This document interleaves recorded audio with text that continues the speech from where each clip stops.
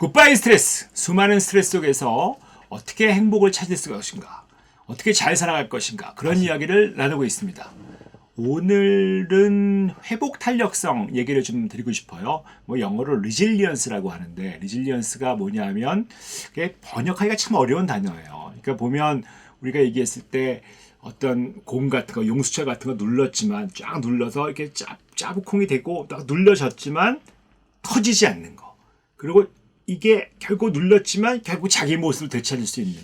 그래서 결국 터지지 않고 빵 터질 것 같은데 안 터지고 자기 모습을 찾아가는 그런 것들을 resilience. 우리가 번역은 그냥 회복 탄력성이라는 말로 많이 쓰거든요. 근데 이제 그런 회복 탄력성들이 있으신 분들이 어려운 역경이 있지만 견뎌온 거죠. 사실 여기 오늘 유튜브를 보고 계시는 많은 분들이 나는 회복 탄력성이 없어, 약해 이렇게 하지만 사실 지금까지 살아계신 거 보고 인생을 견뎌오신 걸 보면 여러분이 회복 탄력성이 다 있으신 거예요. 뭐 산다는 게 이렇게 녹록한 건 아니거든요.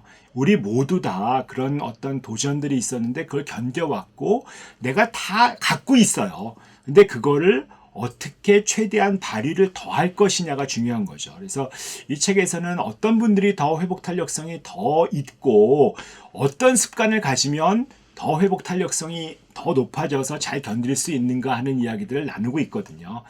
그래서 뭐 제일 쉬운 방법은 그냥 버티려는 거죠. 왜냐하면 아무리 어려워도 우리 흔히 얘기하는 그거 있잖아. 이 또한 지나간다.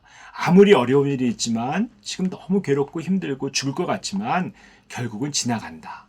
그런 마음들을 가지고 있는 분들이 잘 견딘다는 얘기예요. 그래서 기본적인 건 어려울 때 그냥 버텨라. 그냥 있어라. 꿋꿋이 버텨라. 그게 회복 탄력성의 기본이다라는 말씀을 드리고 있습니다.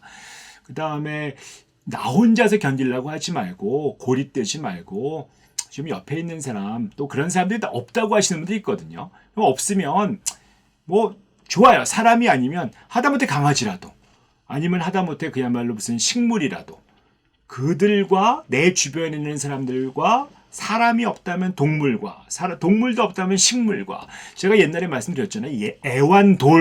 애완견이 안 되면 돌 하나도 이 마우스 하나라도 애정을 가지고 얘가 나랑 같이 잘 견뎌준다 라고 생각하고 마음을 좀 열고 연결되는 느낌을 가져보자. 그래서 결국은 사람들의 지지와 잘 연결되시는 분들이 잘 견딘다는 것이고 내가 어떤 대인관계가 좀 약하고 그래서 없다고 하면 사람이 아닌 어떤 것과도 잘 연결되는 사람들이 잘 견딜 수 있다는 거거든요. 그래서 무엇이든지 그 마음을 가지고 좀 연결해보는 그런 습관을 가져보는 게 제일 좋고요.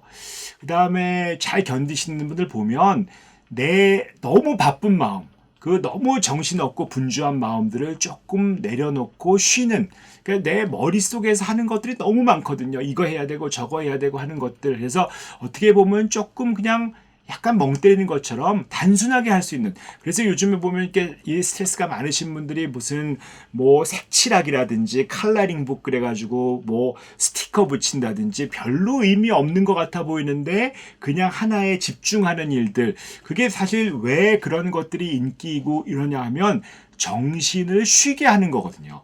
그래서 내 어떤 정신을 쉬게 하는 능력들. 그래서 사실 그 정신을 쉬게 하기 위해서 우리가 몸을 움직여라. 이 책에서 여러 번 얘기하고 있는 명상해라.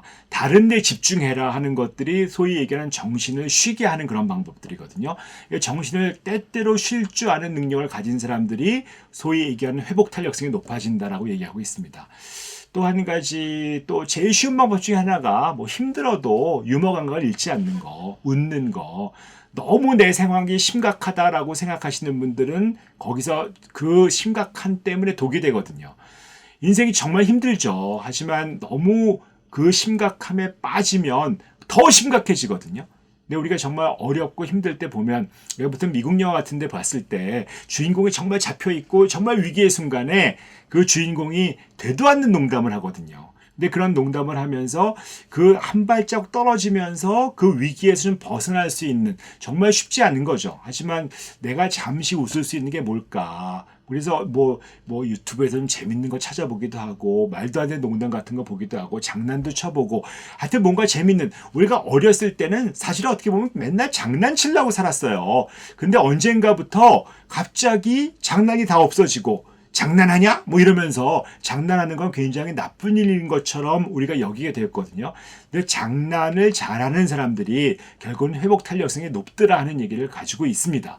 그 다음에 뭐 취미 같은 거 되게 중요하죠. 내가 왜냐하면 내 삶에서 뭔가를 빠져나오고 재충전할 수 있고 일상생활에서 걱정을 좀 빠질 수 있는, 내가 얘기할 때 우리가 지난번에도 얘기했던 어떤 일상에서 너무 바쁠 때 한 발짝 떨어져서 나를 충전시킬 수 있는 것들은 그런 휴식과 취미 같은 거거든요. 그래서 취미 하나는 꼭 뭐 없어요 라고 하시는 분들은 이번 기회에 한번 취미, 그것이 은미체, 우리가 얘기하는 음악과 미술과 체육과 연관된 거면 더 좋고, 왜냐하면 우리가 자꾸 이 은미체가 너무 중요한데 언젠가 우리나라부터는 자꾸 이게 수능 성적이 중요하고 이런 거는 입시 과목이 아니고 이러면서 은미체를 마치 무슨 대학에 가는 과목 중에 하나로밖에 여기지 않게 됐거든요.